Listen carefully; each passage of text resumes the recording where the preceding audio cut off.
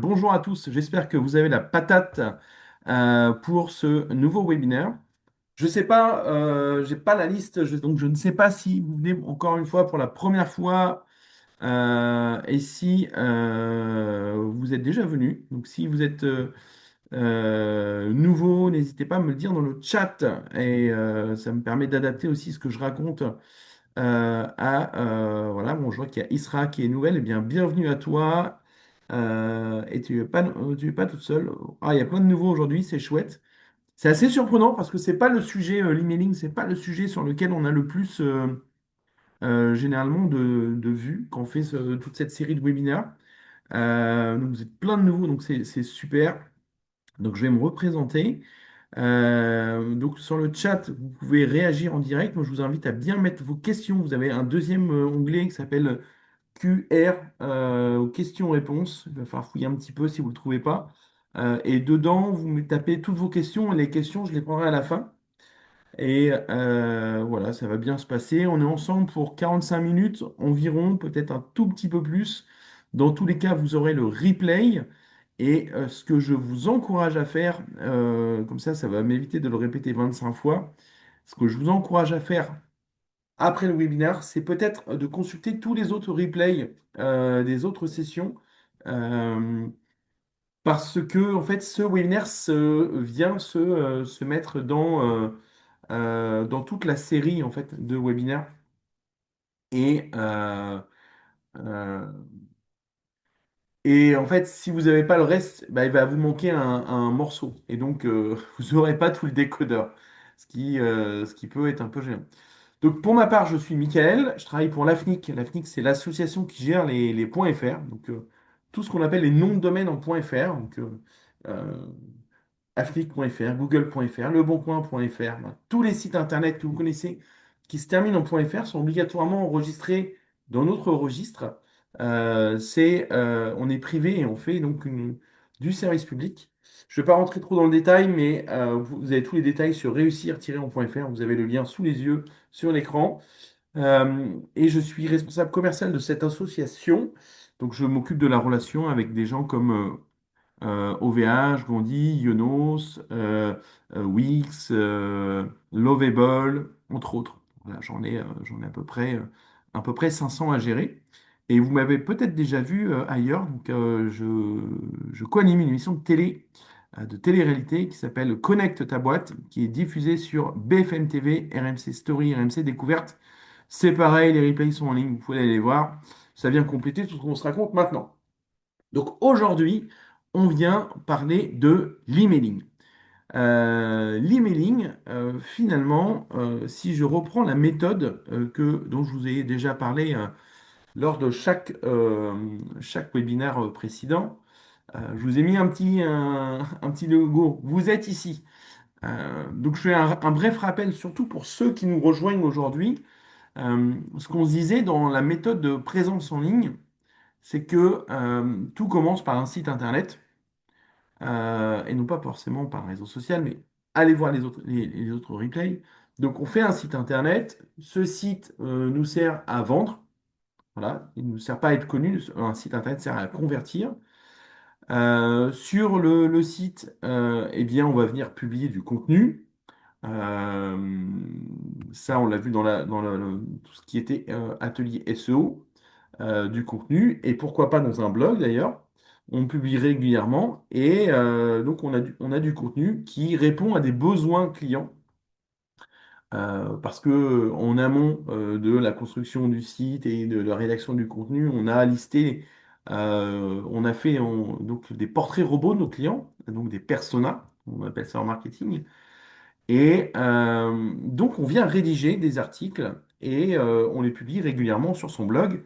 Et forcément, quand je publie sur mon blog, je partage sur le réseau social où sont mes clients et je les invite à aller visiter mon blog.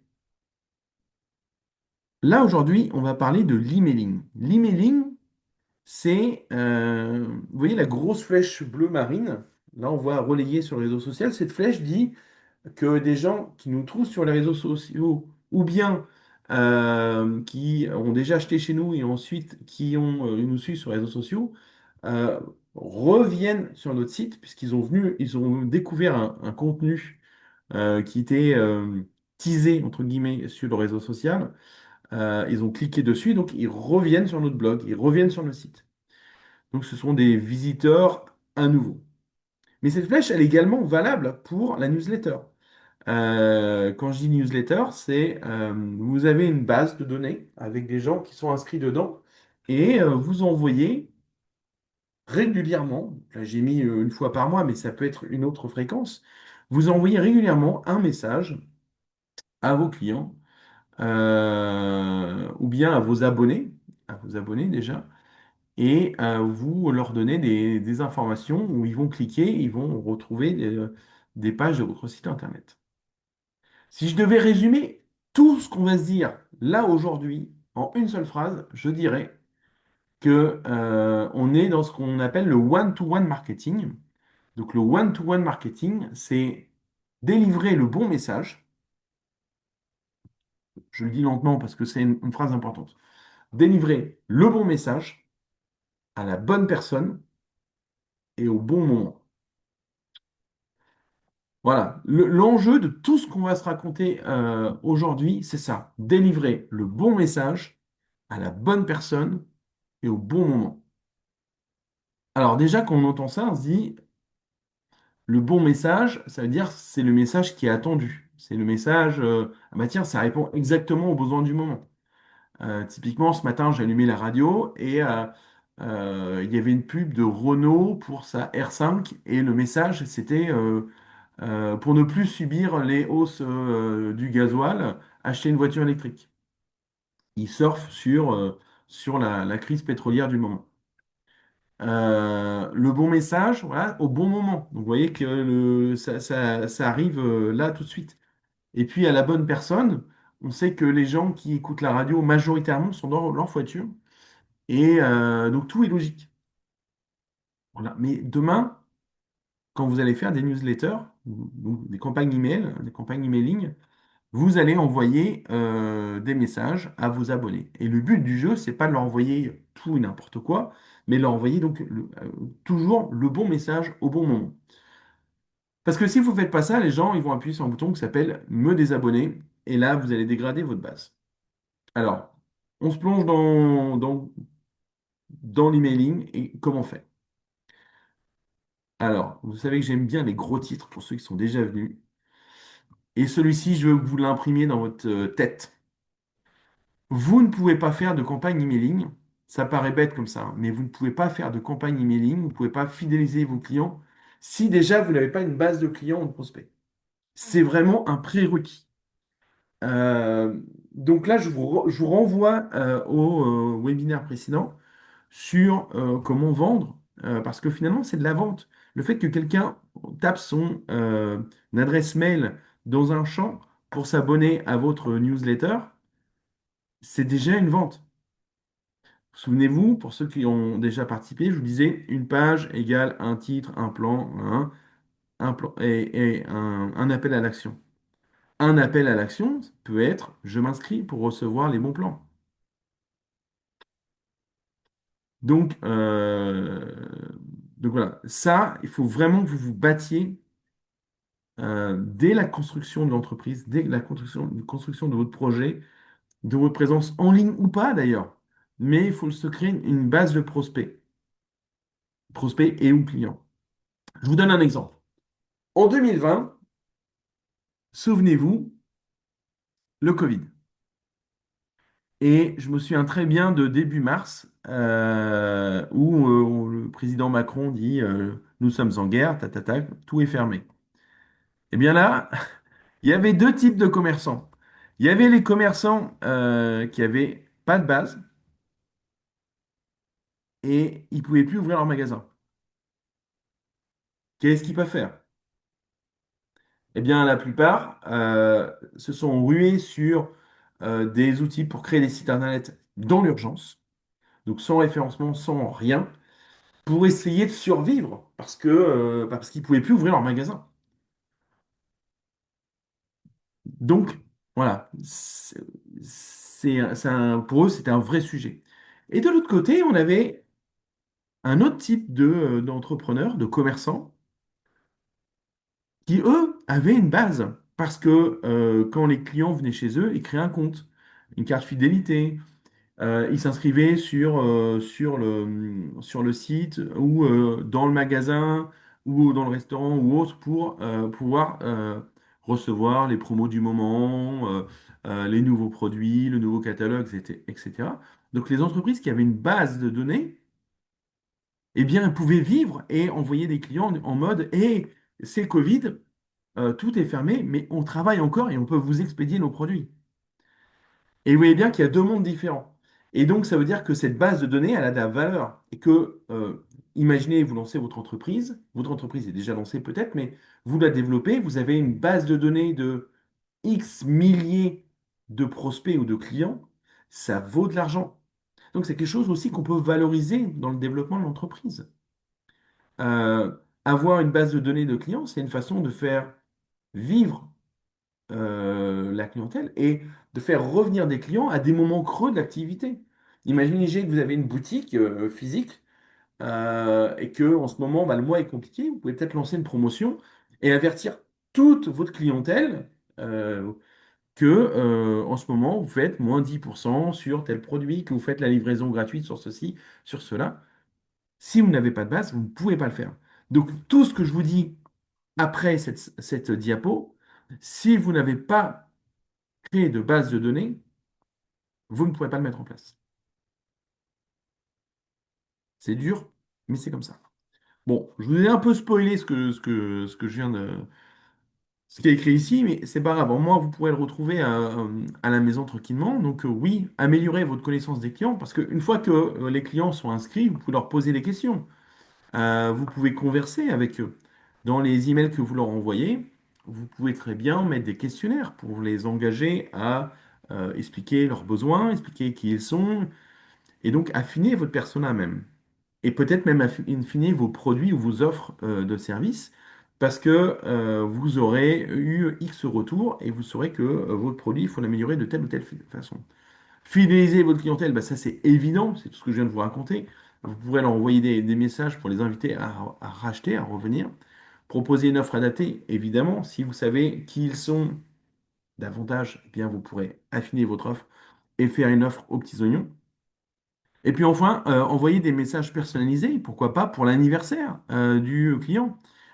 Pourquoi pas envoyer un message en fonction de la catégorie client.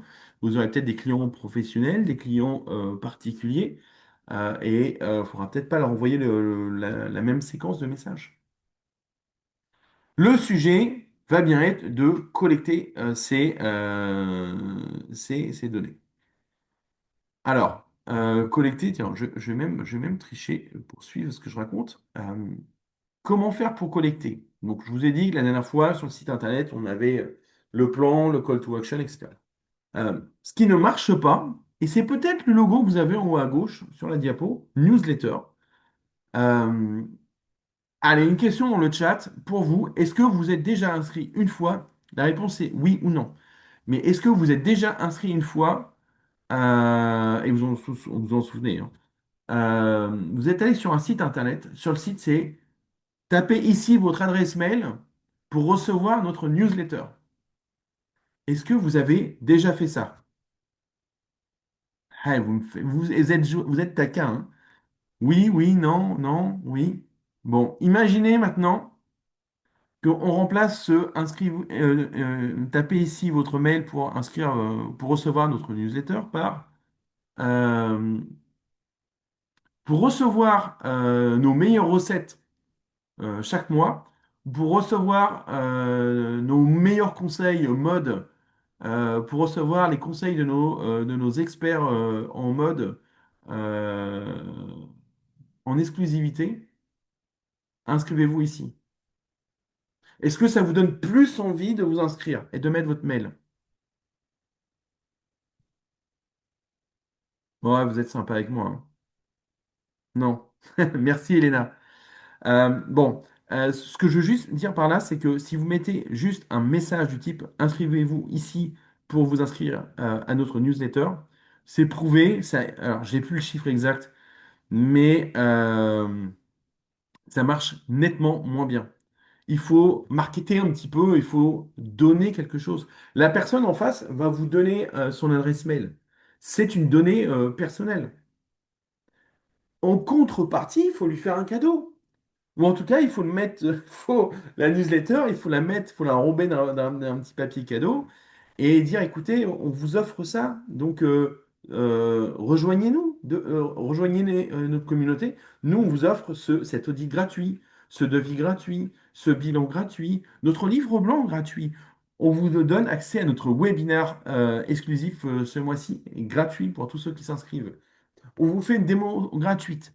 Si vous inscrivez, vous aurez 10% de remise sur votre première commande. Si vous inscrivez, vous aurez accès à toutes nos avant-premières et des réductions exclusives pour nos clients. Et voilà, donc essayez d'enrober cette inscription, essayez d'offrir quelque chose. C'est vraiment, c'est vraiment la façon de faire grossir sa base de données. Et à côté, bien entendu, un client qui achète en magasin ou bien sur son site internet, il faut lui proposer dans le parcours d'achat de s'inscrire.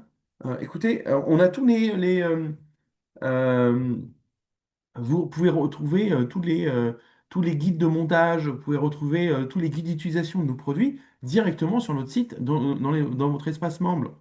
Ou bien, vous avez acheté tel produit, et bien pour recevoir les cartouches avec X% de remise, inscrivez-vous, on vous envoie les remises chaque mois. Euh, vous voyez qu'il y ait un intérêt pour la personne de s'inscrire. Juste s'inscrire sur inscrivez-vous ici, ça ne marche pas généralement. Hop. Alors, un petit point RGPD. Donc RGPD, le règlement général pour la protection des données, ça s'applique à toute l'Europe. Un petit peu de vocabulaire, c'est important. On parle souvent dans notre jargon de opt-in ou opt-out. Euh, on doit être dans le opt-in, en tout cas dans le B2C. Donc B2C, c'est quand on s'adresse au grand public. Le opt-in, c'est cliquer ici pour recevoir nos, nos publicités et ou cliquer ici pour recevoir les offres de nos partenaires. Ça, c'est du opt-in. Donc, il faut obtenir l'accord préalable du destinataire de la publicité. Donc là, c'est oui. Il faut que la personne coche. Il faut que ce soit un acte volontaire de cocher. Et c'est en particulier là, le texte, cette phrase pour encourager la personne à s'inscrire, elle doit être sexy, elle doit donner vraiment envie à la personne de cliquer. Donc il faut changer la phrase par défaut qui vous est proposée souvent par WordPress ou le site ou l'outil pour créer votre site. Opt-out, c'est différent. C'est par défaut, c'est cliquer, donc c'est un peu plus sioux. Euh, et là, il faut décocher. Alors, c'est pas autorisé pour le grand public. Après, il y a des gens qui jouent avec, hein, mais pour le B2B, c'est autorisé. Mais néanmoins, c'est beaucoup moins bien recommandé. Le but, c'est pas d'avoir une base de données qui soit la plus large possible pour vous aussi, hein. Mettez-vous ça aussi dans la tête, mais la plus qualifiée et la plus intéressée. Le but, c'est pas une histoire de volume, mais bien une histoire de qualité. Donc faire du opt-out, ça va dégrader votre expérience client et vous risquez derrière vous prendre comment dire, de l'insatisfaction. Donc voilà, c'est pas forcément la bonne façon de faire. Donnez envie aux gens de s'inscrire à à- le mot newsletter, même je ne l'aime pas hein, personnellement, mais à vos bons plans. Euh, Donnez-leur envie de s'abonner à vous plutôt qu'à une newsletter. Voilà, j'ai mis quelques exemples que je trouve, alors pour certaines sympas, mais voilà, tous les conseils pour réussir avec le web. Restez informés chaque semaine autour de la communication, de la vente et du marketing digital. Articles, études, interviews, webinaires. Bon, celui-ci, il est pas trop mal. J'en ai trouvé un autre sur l'hôtellerie réinventée, room service et restauration connectée. Alors celui-ci, il est un peu violent au niveau du formulaire, trop à mon goût. Remplissez ce formulaire pour recevoir notre livre blanc. email pro, téléphone, entreprise. Bon, il y a trop.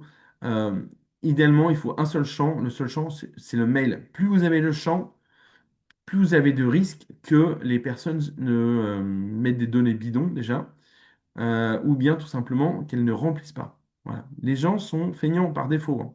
Euh, on est tous feignants par défaut. Donc, il faut simplifier la vie de vos visiteurs. Et puis le dernier, nom, prénom et entreprise email. Bon, c'est pareil, c'est un peu long. Voilà, télécharger le baromètre. Vous voyez, et même les boutons, je m'abonne, je télécharge, télécharger le baromètre. Vous voyez que c'est pas forcément écrit s'abonner, mais c'est plutôt je m'abonne, je télécharge. Ça marche mieux. Voilà, une action. Vraiment qu'il y ait une action. Alors, pourquoi? Et surtout comment créer les mailings et les newsletters. Et pour répondre à Raphaël qui m'a envoyé un message, je trouve les newsletters rarement accrochantes. On va essayer de regarder ensuite comment faire pour formater des newsletters de façon vraiment accrochante. Euh, Ce que je vous dis là, c'est vraiment, on est encore dans le prérequis, hein, mais bon, on est obligé d'y passer par là parce que si vous ne respectez pas cela, vous allez vous planter. Utilisez votre boîte mail classique. Alors ça, c'est vraiment la fausse bonne idée.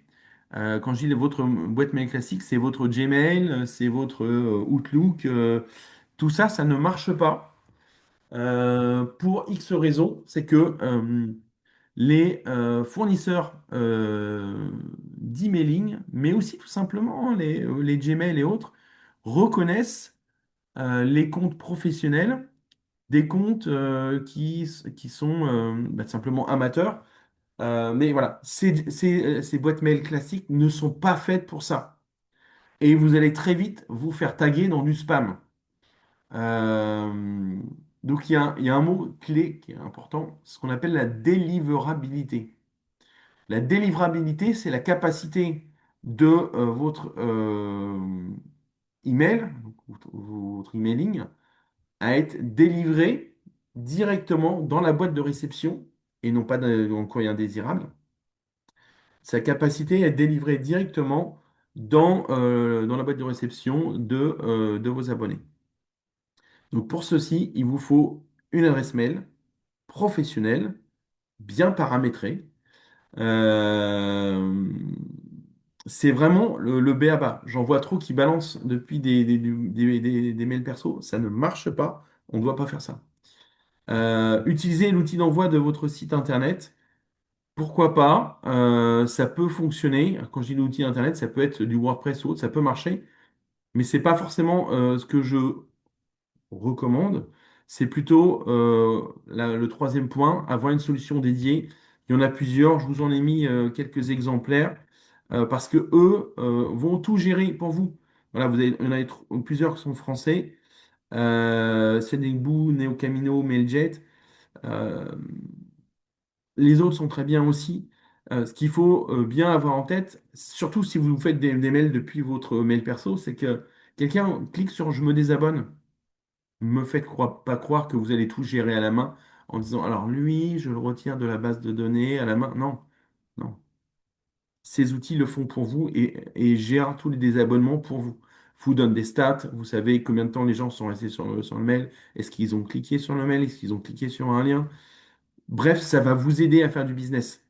Donc, ne passez pas à côté de ce type d'outil. Patricia, quel type d'adresse mail est la meilleure pour une adresse mail professionnelle? Surtout pas du Gmail, mais surtout pas du Gmail. Une adresse mail professionnelle, c'est une adresse mail avec un nom de domaine. Et là, je vous renvoie tous au tout premier webinaire. Le nom de domaine, c'est, par exemple, moi j'ai enregistré michaelvigreux.fr. Ça me coûte je crois qu'entre 6 et 8 euros par an. Et avec, j'écris contact@michaelvigreux.fr. Et, euh, et, euh, et donc voilà. Oui, en effet, c'est une bouille de bref. Je n'ai pas remis à jour. Alors, l'email, maintenant on rentre dans le dur. L'email, vous avez deux types d'email. Les deux sont bons. Les deux sont bons. Et ils dépendent du moment. Encore une fois, le bon message à la bonne personne au bon moment. Ils dépendent du moment, ils dépendent de ce que vous vendez, ils dépendent de plusieurs choses. Euh, mais c'est aussi à vous de trouver le ton que vous voulez employer avec vos abonnés. À gauche, alors là, c'est un copier-coller que j'ai fait, donc on ne le voit pas très très bien, je m'en excuse. Mais vous voyez très bien que c'est du texte. C'est un mail en fait. Et c'est quelqu'un qui s'adresse directement à son abonné et qui a mis d'ailleurs une variable, hein, bonjour Lotfi. Alors Lotfi, c'est un de mes collègues avec qui j'anime des webinaires et vous voyez que le mail lui est directement adressé. Avec les outils type Brevo, on peut paramétrer des variables et donc s'adresser directement à la personne avec son prénom, si bien sûr on l'a récolté avant. Euh, et là, l'idée, c'est que on va être dans de la conversation. C'est-à-dire, tiens, j'ai pensé à ça, je sais qu'en ce moment, tu es en train de réfléchir à ça. Eh bien, justement, j'ai créé tel produit, et puis j'ai développé ceci. Et tiens, est-ce que ça répond à tes besoins? J'ai un questionnaire. Et voilà, on va être plutôt dans un échange. À droite, le format plutôt grille. Le format grille, là, on le voit, comment dire, c'est un vendeur de chaussures de sport qui vient mettre une grille. Et quand on dit la grille, ça peut être des encarts, des photos, un bout de texte. Ça ressemble un petit peu à ce qu'on pourrait retrouver sur un site internet. Les deux sont bons. Je sais juste que le format conversationnel peut mieux fonctionner pour transformer. Puisque justement, il y a une histoire, il y a du texte, il y a du sens qui est donné. Après, il faut bien choisir ses mots. Donc les bonnes pratiques, je répète, une adresse mail professionnelle, donc pas de Gmail, de Outlook, de Yahoo, de Bbox.fr, de Orange.fr. Voilà, tout ce qui est gratuit, c'est pas bon. Il faut utiliser un nom de domaine, c'est vraiment important. Le titre, c'est peut-être, enfin le sujet, hein, l'objet du mail, c'est peut-être ce qu'il y a de plus important pour l'ouverture. Parce que c'est bien d'envoyer un email, mais après, il faut qu'il soit ouvert puis lu. Et avant d'être lu, il faut déjà qu'il soit ouvert. Donc, il faut vraiment qu'il y ait un titre qui soit accrocheur. Euh, donc, si vous l'appelez newsletter du 31 mars 2026, ça donne pas envie. Alors que si vous l'appelez découvrez nos cinq tips pour, euh, pour réussir votre emailing en 2026, ça donne déjà plus envie. La structure, le nombre de mots, alors ça vient contredire ce que je viens de dire juste avant, mais attention à la longueur de la newsletter. Euh, Ce qu'on dit souvent, c'est comme les pages web, et je l'ai mis juste en dessous, un mailing, un objectif. Donc, ne mettez pas trop de sujets. Voilà, vous balancez un mailing, il y a un seul sujet. Essayez d'être là dans la conversation, je l'ai déjà dit. Un appel, donc un seul appel à l'action, et c'est toujours le même. Acheter, acheter, acheter, acheter. Demandez votre devis, demandez votre devis, demandez votre devis. Téléchargez notre baromètre, téléchargez notre livre blanc. Voilà. J'envoie un mailing, je parle que d'un seul sujet. Enfin, j'ai une seule action. Je peux parler de plusieurs sujets, mais à chaque fois, ça mène vers la même action. Et puis, à la fin, un lien de désinscription, bien entendu, puisqu'il faut laisser la possibilité aux gens de se désinscrire euh, en autonomie. Je continue sur des choses qu'on n'a pas vues forcément. Être régulier.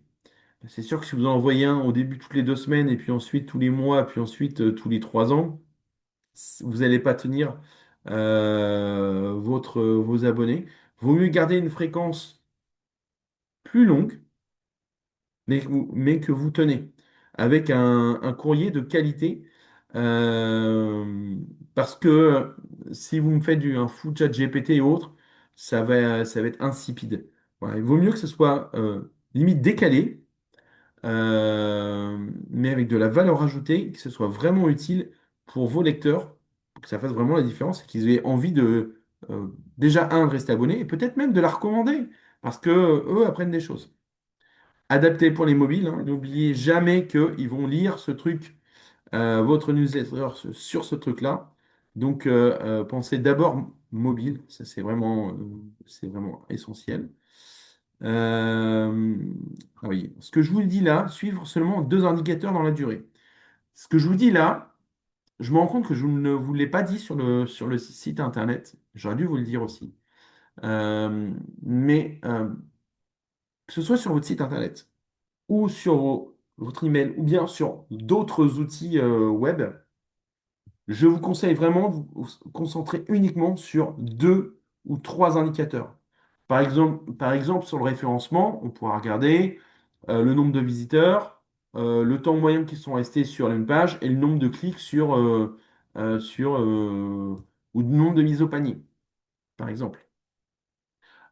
Sur les emailing, ne regardez peut-être que les taux d'ouverture, enfin le nombre d'abonnés, et le taux d'ouverture. C'est déjà, ou le taux de clic. C'est déjà deux indicateurs. Super intéressant. Si vous faites trop d'indicateurs, vous allez vous paumer. Et enfin, le dernier, il est pas anodin. Il faut nettoyer la liste. Ça paraît assez fou de se dire ça. Mais des gens qui n'ont jamais acheté, qui n'ont jamais ouvert, qui n'ont jamais cliqué, euh, vaut mieux les retirer plutôt que d'avoir une base qui grossit. Et en fait, vis-à-vis aussi des fournisseurs de solutions emailing, plus vous avez de mails à envoyer, plus ça coûte selon les solutions. Donc, avoir une base plus légère mais plus qualitative d'un point de vue marketing, c'est mieux, plus efficace. Ah oui, j'avais oublié ce petit point-là. Mettre des questionnaires dans les mails pour récolter des idées de sujets. Je vous l'ai déjà dit tout à l'heure, mais pour vous aider à vous fournir du contenu pour nourrir vos prochaines newsletters, bah, demandez à vos clients ce qu'ils veulent.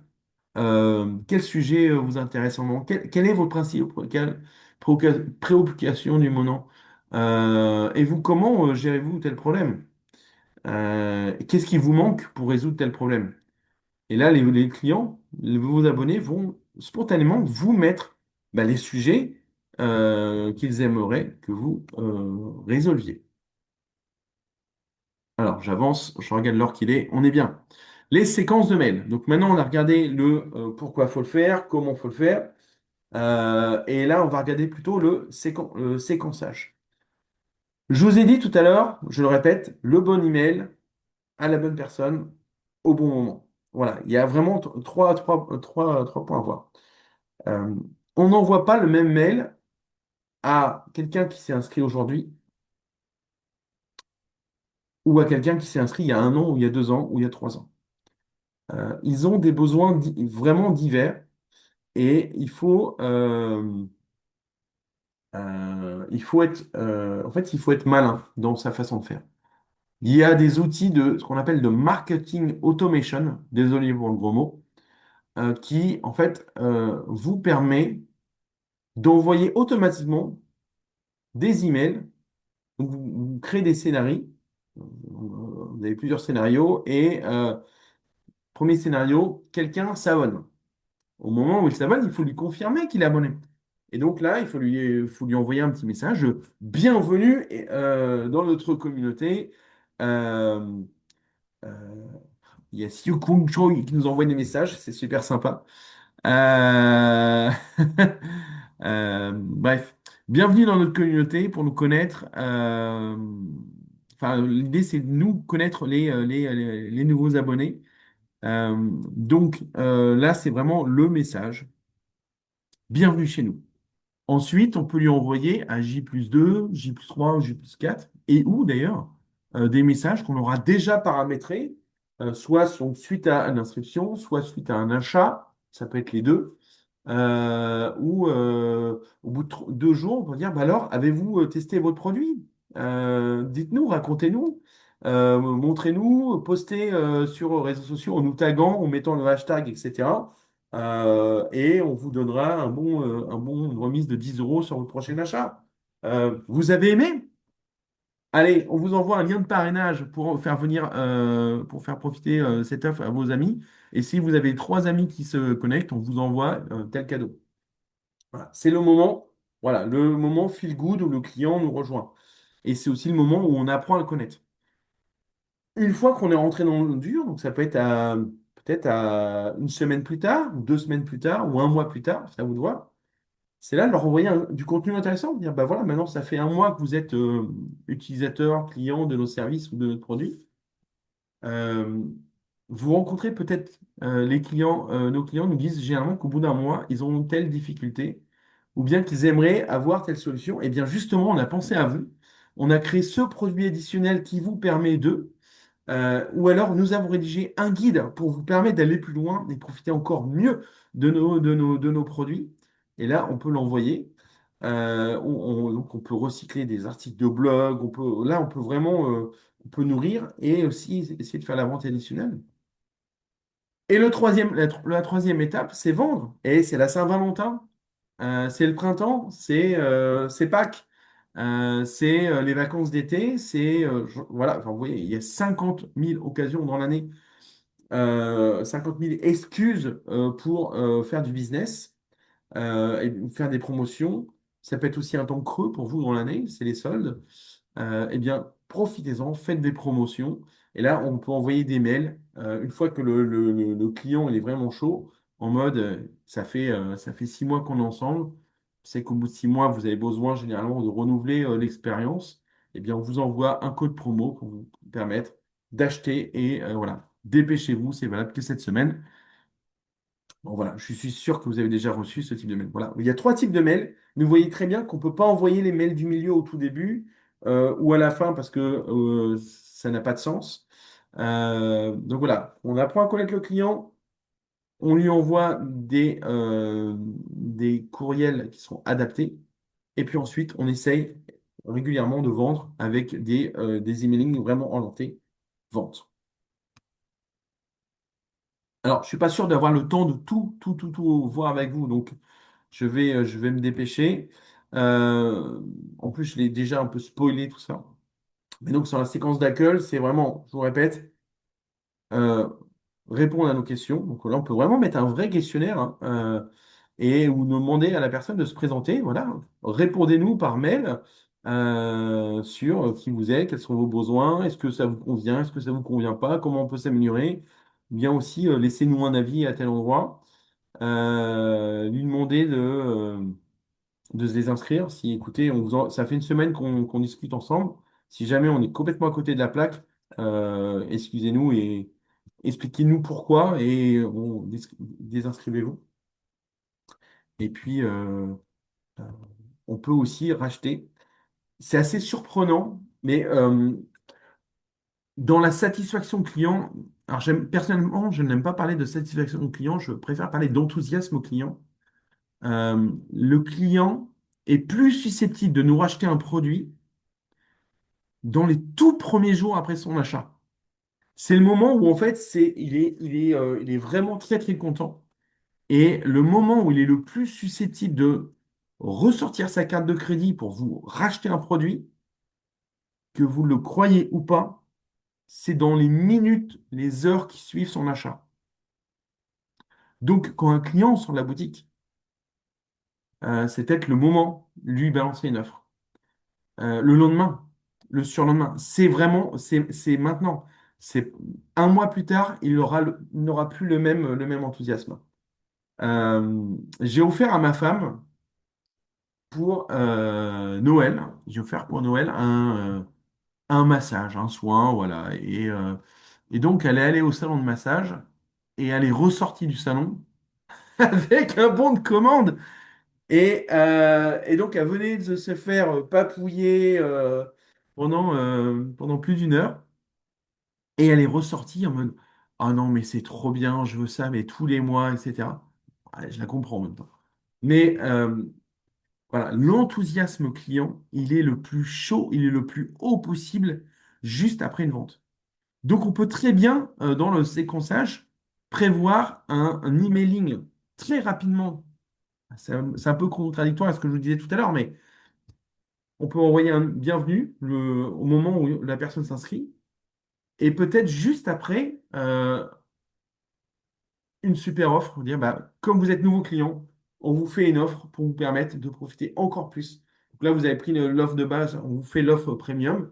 Vous en avez acheté un, et bien si ça vous plaît, on vous en fait les trois suivants pour X euros. On vous fait une offre de parrainage, on vous fait une offre. Bref, c'est maintenant que l'enthousiasme est le plus chaud. Donc c'est maintenant qu'il faut aller. Voilà. Si vous voulez vraiment multiplier vos ventes, c'est vraiment une astuce. Voilà. Bon, je vous ai mis un exemple. Vous retrouverez tout ça de toute façon dans le replay et puisque les supports vous seront envoyés, ça sera pareil. Ça, c'est pareil, ce sont les différents types de mails que vous pouvez, que vous pouvez envoyer et aussi recevoir. Donc, se présenter, offrir un bonus. Un bonus, c'est le livre blanc, ça peut être télécharger un baromètre, ça peut être avoir une offre spéciale, raconter votre histoire. Là, c'est pareil, il y a plein, vous trouvez plein d'exemples sur Internet. Lui poser des questions avec un S, j'ai mis un petit S ici. Bon, tout ça, c'est ce que je vous ai déjà dit, je ne vais pas tout vous revendre, mais vous voyez bien, le séquençage, enfin, ce que je vous ai mis là, ça vous permet de savoir quel type de mail vous pouvez mettre dans chaque case, entre accueillir, euh, donner de l'information au client et essayer de lui vendre. Voilà, alors je vous ai pris un séquençage d'une boutique de fringues qui s'appelle Bonne Gueule. Quand vous allez partez du bas vers le haut, vous voyez l'évolution en fait, des mails. C'est assez rigolo. Ça vous permet de voir. Donc, le tout premier, tout en bas, c'est on t'offre notre e-book pour améliorer ton style. Donc là, on va sur le site, on met son mail, on reçoit un e-book. Donc ça, c'est le 16 décembre. C'était en 2021, c'est comme ça daté. Et puis 4 jours plus tard, on voit nos tests de marque très détaillés. Le 22, le 24, le 27, le 28, le 29 décembre, vous voyez, ça bombarde quand même pas mal. On voit qu'il y a aussi des minutes salvaged.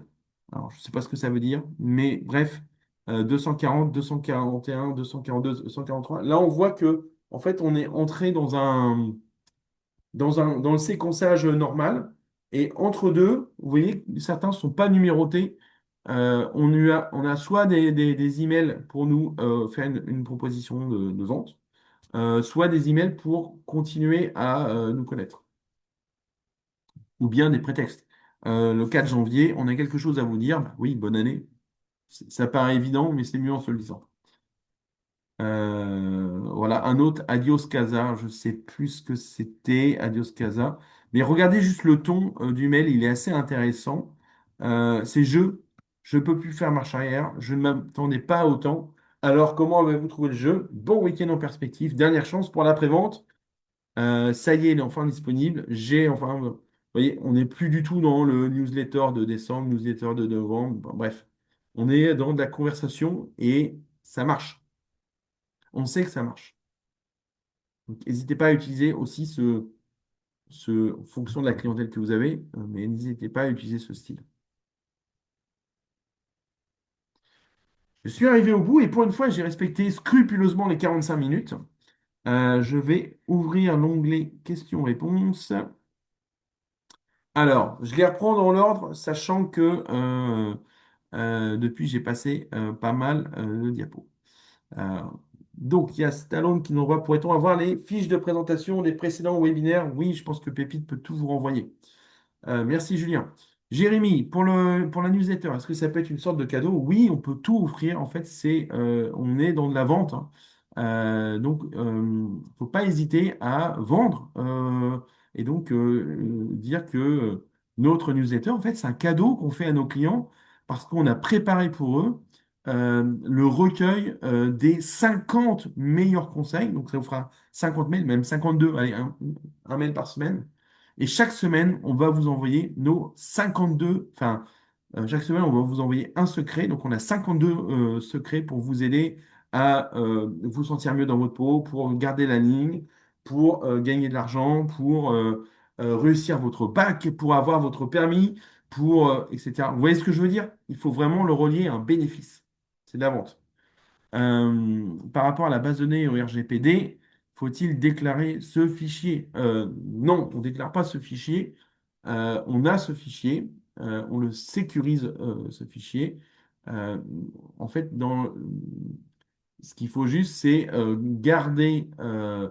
les données des clients. Il faut avoir sur son site une page déjà, tout ce qui est cookies, mais aussi quand la personne s'inscrit, on doit lui expliquer, donc ça c'est les petites lignes, on doit lui expliquer à quelle fin, à quel usage nous allons utiliser ces données. On va utiliser ces données pour lui envoyer des emails, pour lui envoyer des promotions, pour faire des statistiques et ça. Tout ce qu'on va faire, on doit lui dire. Et la personne doit à tout moment être libre de retirer des usages ou bien qu'on efface ces données. Voilà. Et pour ce faire, c'est plus facile si elle, de son côté, euh, elle a la main libre pour le faire en autonomie. Alors, il y a Estelle qui nous dit. Ah non, alors, ça a bougé un peu. Alors, Estelle nous dit comment pourrait-on se mail xxx arrobase nom de la société.fr, on met quoi xxx? Alors, xxx, dans notre jargon, ça s'appelle un label. Et à la place de xxx, on peut mettre super le meilleur coiffeur de France arrobase queter.fr ou bonjour arrobase queter.fr ou superstyle arrobase, hein, ou à votre service arrobase. Enfin, on peut mettre vraiment ce qu'on veut. Ça n'a pas d'importance. Ce qui compte, c'est ce qu'il y a après le arrobase. Le point .fr va vous aider à améliorer la délivrabilité de vos emails et en particulier en France. Donc, le point .fr va vraiment, vraiment, vraiment, vraiment vous aider. Je vois beaucoup de gens qui créent des sites avec des extensions un peu plus hasardeuses du style IO ou AI et autres. IO, ça veut dire Indian Ocean. Donc, c'est des îles dans l'océan Indien. Euh, c'est pas reconnu en France pour de l'email. Donc, c'est pas recommandé. Voilà. Euh, je pense que RGPD, j'ai répondu. Dites-moi dans le commentaire si j'ai pas bien répondu. La newsletter ne doit servir qu'à vendre. On peut s'en servir pour entretenir sa communauté. Voilà, question de Jérémy. Alors, j'ai un. Je suis commercial. Je suis commercial dans l'âme. Et naïvement, je me dis que toute excuse est bonne à prendre. Et je me dis que entretenir sa communauté, c'est une façon de vendre.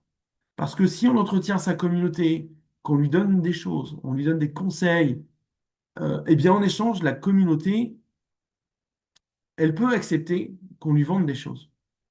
Et j'estime qu'une entreprise est là, désolé pour le gros mot, mais une entreprise est là pour faire du cash.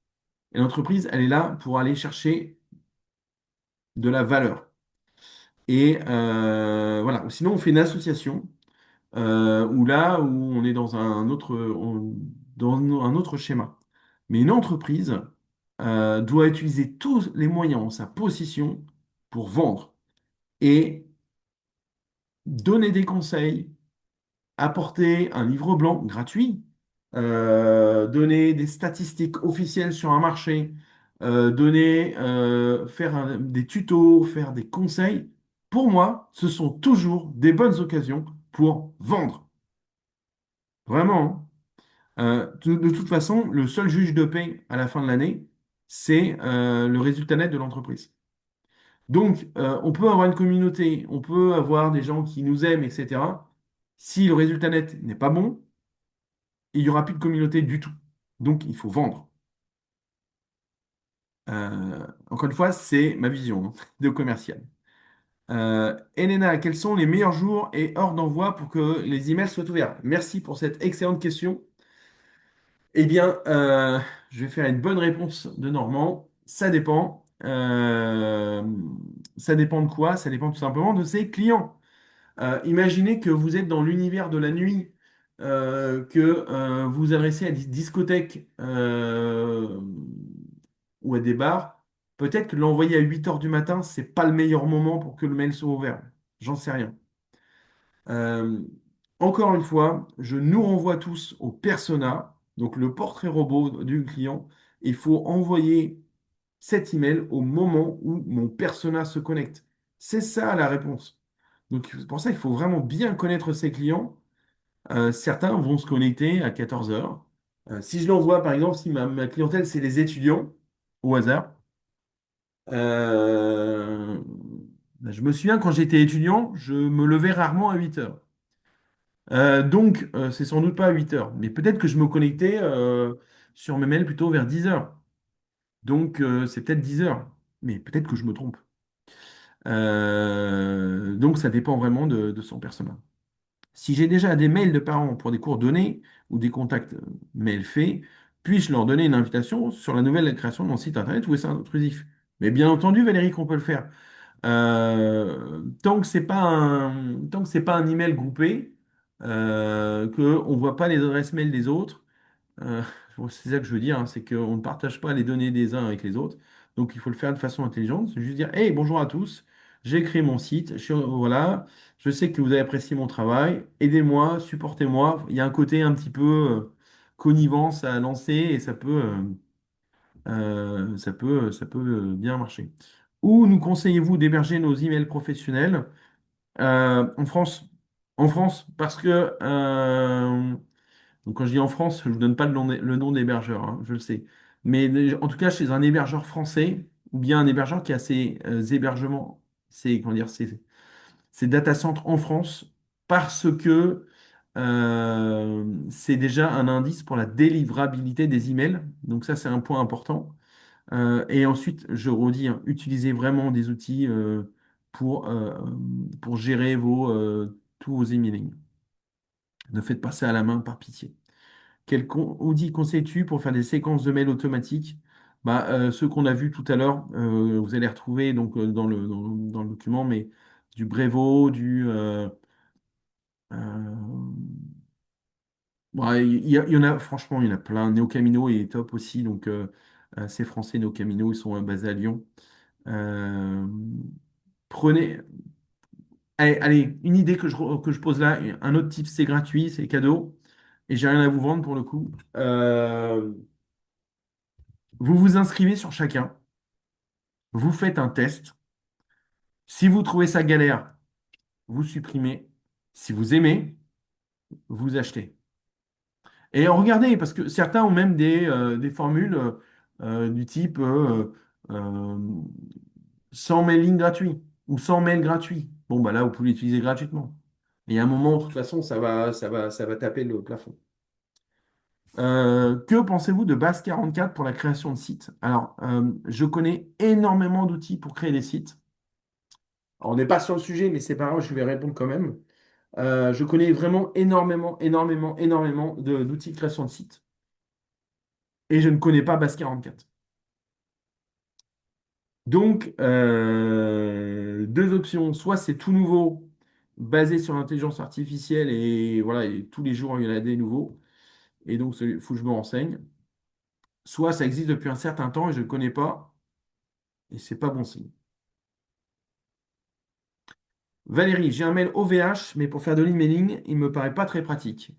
Que faire? Alors, Valérie, il faut OVH, je ne sais pas si c'est un mail en point OVH ou si c'est un mail enregistré chez OVH.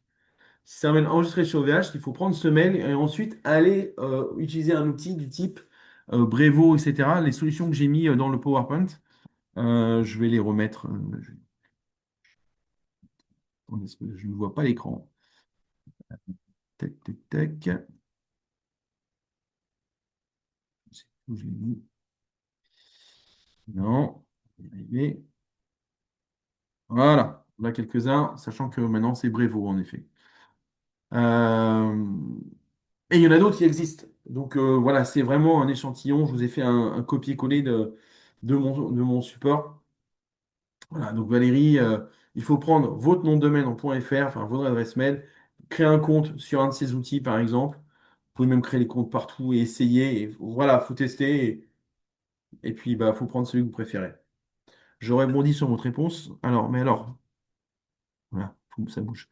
Il faut, il faut mettre Il faut alors mettre en place la newsletter à partir du moment où le produit et le service est déjà sorti ou encore le financement pour gérer les précommandes. Non, il faut le faire dès que possible. Euh, Rien n'empêche d'avoir des abonnés avant même que le produit soit lancé. Et c'est même mieux, puisque le jour où ça sera lancé, enfin, on pourrait faire un teaser J-7, J-1, etc. Et puis, boum, ça y est, les ventes sont ouvertes. Allez-y, foncez. Vous pouvez aussi aller chercher des investisseurs. Euh, c'est comme le site internet avec le référencement. Et encore, hier, j'ai discuté avec une dame qui a un cabinet euh, bien-être à Lyon. Voilà, j'ai son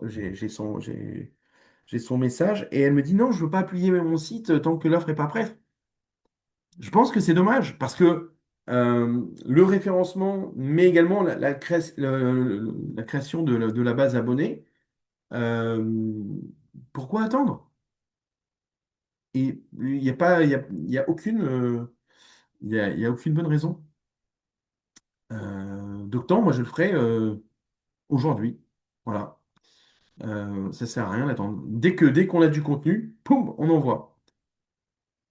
Estelle, est-ce que les guides sous forme de e-book payants fonctionnent encore aujourd'hui, notamment avec l'IA où on a facilement accès aux informations, ou est-ce mieux de tout mettre dans la newsletter? Alors les e-books payants, je sais, et également toutes les formations en ligne, je sais que c'est en pleine reconversion, c'est en pleine mutation. J'en ai jamais vendu moi-même. J'en ai acheté, mais pas beaucoup. Euh, je pense qu'il y a encore un peu de clientèle pour ça, mais en effet, avec l'IA, on aura d'ailleurs un atelier sur l'IA. Ce sera le dernier atelier euh, pépite. Je suis pas sûr que je me lancerai dans ce business-là, en fait, sur les books payants. Donc voilà, je passe. Est-ce que c'est mieux de tout mettre dans la newsletter? Non, en fait, on peut aussi faire un e-book gratuit et inciter les gens à télécharger cet e-book en échange de leur mail. Ça marche plutôt encore très très bien. Conseillez-vous Bubble.io pour la création de sites? Je ne connais pas Bubble.io et comme Base 24, euh, je ne sais pas dire Salon, je suis désolé, mais je ne les connais pas. Et la semaine dernière, pour vous dire, enfin, la semaine dernière, j'ai passé toute ma semaine à Europa Park. Le parc était ouvert pour nous, mais il était fermé au public. C'était un événement qui s'appelle Cloudfest. Et Cloudfest, c'est le gratin mondial. On était 10 000 de mon industrie du web, des noms de domaine, de l'hébergement, du référencement. Et je n'ai pas entendu parler ni de Bubble.io, ni de Base24. Mais par contre, j'ai entendu parler de la nouvelle version d'Elementor, de nouvelle version de Wix, des nouvelles versions de WordPress de Lovable, etc. Mais tout ce dont vous me parlez ici, je ne connais pas et c'est pas bon signe. Dernière question de Florentine et après je vais aller manger et vous aussi. Si on n'a pas encore de produit, de quoi parler dans notre newsletter? Eh bien, la question c'est peut-être que vous avez déjà des abonnés sur vos réseaux sociaux. Peut-être que vous avez déjà un sujet, que vous êtes peut-être expert dans le traitement d'une certaine douleur de client, que vous avez votre expertise. Euh, Pourquoi pas créer déjà un début de communauté? En mode teasing, il y a un truc qui arrive. On est en train de enfin voilà, j'ai moi-même plusieurs communautés que j'ai créées sur l'intelligence artificielle, sur le référencement naturel, sur les noms de domaine. Euh, et euh, et j'ai pas de produit à vendre. Mais j'entretiens une communauté et ça peut me générer des opportunités business de ci, de là. Voilà. Bon, j'ai une toute dernière question qui m'est arrivée et là, après, on va vraiment manger parce que j'ai vraiment très faim et vous aussi. Peut-être votre avis sur Lovable. J'ai entendu parler il y a quelques jours. Est-ce que c'est une bonne solution IA? Il faut tester. Il faut tester. L'IA, en fait, on l'a à toutes les sauces. On en a partout. Lovable, c'est tout récent. Moi, j'aurais plutôt tendance à dire que, franchement, si j'avais un conseil à vous donner, c'est d'aller sur une solution qui est plutôt hébergée sur du WordPress. Il y a de l'IA sur WordPress maintenant. Il y en a plusieurs. Et solution française, s'il vous plaît. Faites bosser les Français. C'est bien de faire bosser ceux qui sont à l'autre bout du monde, mais alors peut-être ceux qui sont à La Réunion, je veux bien, ou dans les Antilles, mais essayez de faire bosser des boîtes françaises plutôt que des trucs .io, .ai et compagnie qui n'ont rien à voir avec la France. Vous vous mettez en danger. Et je ne plaisante pas, parce que .io, ça appartient, donc ce sont des îles éparses autour de enfin dans l'océan Indien. Point AI, c'est Anguilla, donc une île avec 200 habitants. C'est géré par deux personnes. Le point FR, c'est géré par plus de 100 personnes. Les tribunaux, ils sont en France. Enfin, il y a une logique de protection de votre entreprise. Ne fondez pas votre entreprise sur une solution bancale. Donc, Lovable, pour vous faire un truc, générer un site en 2 minutes, ça marche. Mais demain, si vous voulez migrer votre site sur une autre solution, pourrait pas. Donc, c'est à court terme, on va dire que c'est un quick win. Ok, c'est cool. Mais horizon 2 ans, il faudra plus gros, il faudra plus costaud. Et là, on va vous dire, bah oui, mais en fait, vous avez déjà un site. Pour le migrer, ça, enfin, ça va vous coûter 2 fois plus. Voilà, je m'arrête là pour aujourd'hui. Je vous donne tous et toutes rendez-vous pour un autre sujet autrement intéressant, la cyber. J'en ai écrit un livre chez Viber. Ça s'appelle Pro en cybersécurité, vraiment pour les nuls. Et je vous attends donc le 14 avril. Hein, Victorine, tu me dis si je me trompe, hein. Mais le Non, c'est bon. 14 avril à 12h30, c'est pareil, c'est le webinaire Sandwich de Pépite. Donc voilà, si vous avez des questions, si vous avez besoin d'aller plus loin, vous êtes nombreux à m'avoir rejoint déjà sur LinkedIn. Donc vous pouvez me rejoindre sur LinkedIn. Donc vous allez sur michaelvigreux.fr, ça vous fait un lien directement vers ma page LinkedIn, ou bien par mail, contact@michaelvigreux.fr. Je réponds à tous ceux qui m'écrivent, donc n'hésitez pas. Voilà, j'espère que vous avez passé un super webinaire. Merci à Pépite encore pour son accueil, et je vous Merci à souhaite toi. une excellente journée. Merci, merci à tous pour votre participation et puis je vous envoie dès que possible le replay avec le support de présentation. Top, à bientôt! Merci, bon appétit, bonne journée.